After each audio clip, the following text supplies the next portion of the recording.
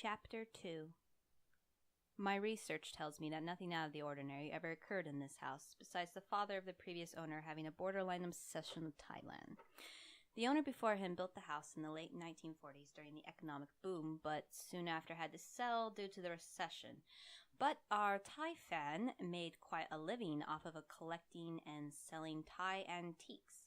He lived here till he died in 1996. Afterwards, which the house was empty until his son could sell it in 2003 to our client. Apparently, the disturbances didn't start until he had been here for a week or so. For a while, he passed off as some malfunction of the house and slept with earplugs until the contractors he had hired could find the flaw. Since they found none, and also with the development of the crying getting past said earplugs, our client grew desperate to be able to sleep in his own home, and that is where we come into the picture. Naru snapped the narrow black folder closed. And before you ask, no, a baby hasn't died here in the past, nor has any children at all, at least as far as we can tell. We had all gathered back to base in front of the lone lit fire in the seemingly abandoned house to eat our pasta and breadstick lunch and get the info from our boss. Takigawa, Ayako, and I enjoyed the deliciously comfy huge couch while Naru and Lin sat in their metal folding chairs. Naru could have not moved once from his spot since I'd woken up that morning, just staring at his laptop and listening to the screeching baby recordings over and over. Was there anything here before the house was built? I asked, twirling noodles about my fork. We did have that one case where the spirit didn't inhabit the house itself, but a well that it had been built over. I'm currently looking into that possibility, but so far I haven't found any records of the previous owners even having the same issues as Mr. Hinagashi. Like I stated before, nothing extraordinary has ever happened in this house. Until now, said Ayaka, daintily sipping at her teeth. Are you sure the owner isn't running some secret baby-killing clinic in the basement or something?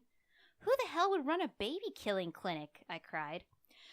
The house doesn't even have a basement, said Naru dryly. I've double-verified this during my standard exam of the ground beneath. There isn't even a hole, and I highly doubt our client is the type of man to have anything to do with children. He likes his quiet, which is partially the reason why we will have the house to ourselves until the end of the case. With that in mind, I would appreciate it if none of you did anything that might stain the carpets, such as slurping your spaghetti like a 5-year-old. Just as he said that, the noodle I'd been sucking up smacked me between the eyes. I gave him my best big-eyed, innocent look and prayed there wasn't red sauce around my mouth as well. He just gave me the usual, you're an idiot look. Ugh, how did I ever fall in love with this man? Since you've gotten a feel for the house and the situation, I'd like to hear your thoughts. Takigawa-san? Well, since you've ruled off a sight-bound spirit, I think we might be dealing with a possessed vessel of sorts. Maybe the problem isn't the house, but something the client owns. Do you think it would be okay if we looked around through his stuff or anything that might hold the spirit of a baby? Naru nodded. I've already called to just ask that. My thoughts were much the same. Ayako? I think you'd best get on with the info on what might have been here before the house was built. It could be a spirit attached to the earth itself. But that's where it gets strange. Takigawa put his plate down and set his chin upon his folded hands thoughtfully. I've never heard of an infant ghost, because infants don't know enough to be held back from passing on. They're completely innocent, pure. No hatred, no jealousy, no anger or anguish.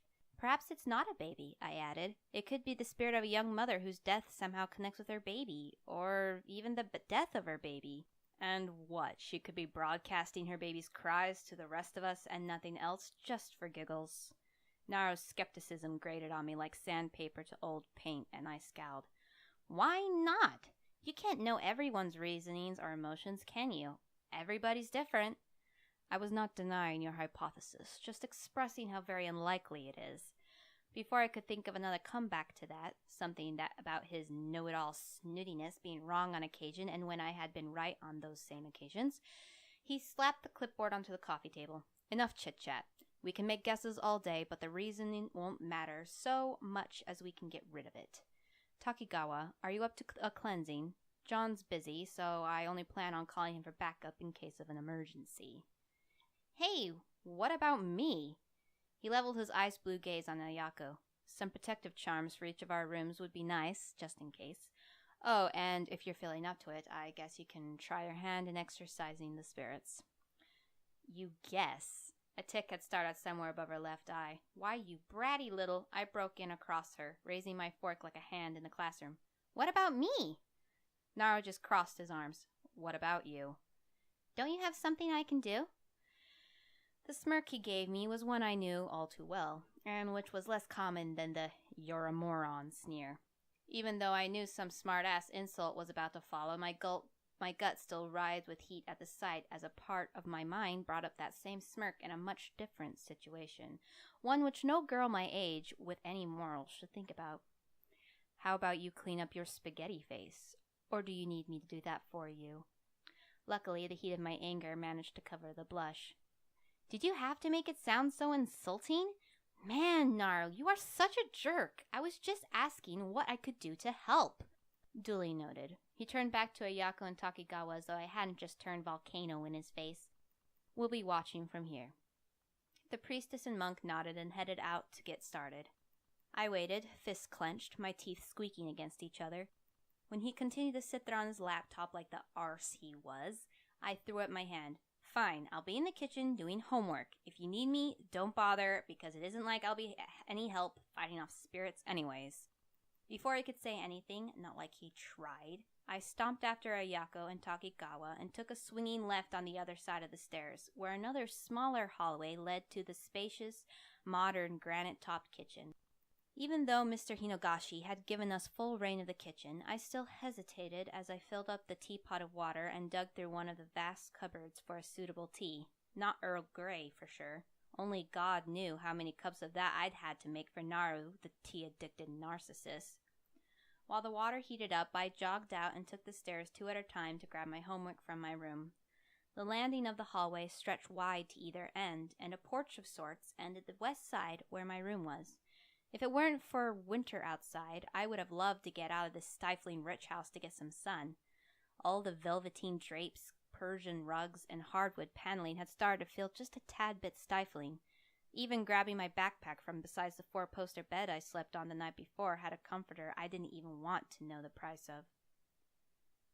The teapot was whistling by the time I got back. I pulled it off, filled my teacup, and boosted myself up onto the fine black granite counter to tackle my trigonometry. While math wasn't my best subject, it also wasn't my worst. I found the cold, meticulous logic comforting at times when I wanted my brain to turn off, which of late happened to be often. Because the buzz of a rejected heart is nothing but a nuisance. Minutes passed in a cautious mathematical peace. At some point, I used my fingernail to trace a symbol of an angle in one of my triangle diagrams before taking a careful sip of hot tea. Peppermint. So not Earl Grey. 3 more equations, a triangle found all its sides, and the heaters started humming hot air into the grates. The metal S that held cupped lights on the ceiling didn't flicker once. Every appliance gleamed with stainless steel, every cupboard made of the best wood. So quiet. I couldn't even hear the sounds of a monk's and Ayako's footsteps, or the whir of Naru's computers across the main hallway. I took another sip of my tea. The tip of my pencil had frozen on a broken equation with too many variables. Why did they always use X? What was the point of even learning this stupid stuff anyways? It wasn't like I wanted to go into computers or math or anything. It wasn't like I even had a plan for my life other than... Almost as though triggered by my train of thought, the whimpering mules of a baby started up somewhere above me. A heavy aching twisted my heart, as though with wires. There just aren't ghosts of babies. I don't think I even want to know. Chapter 2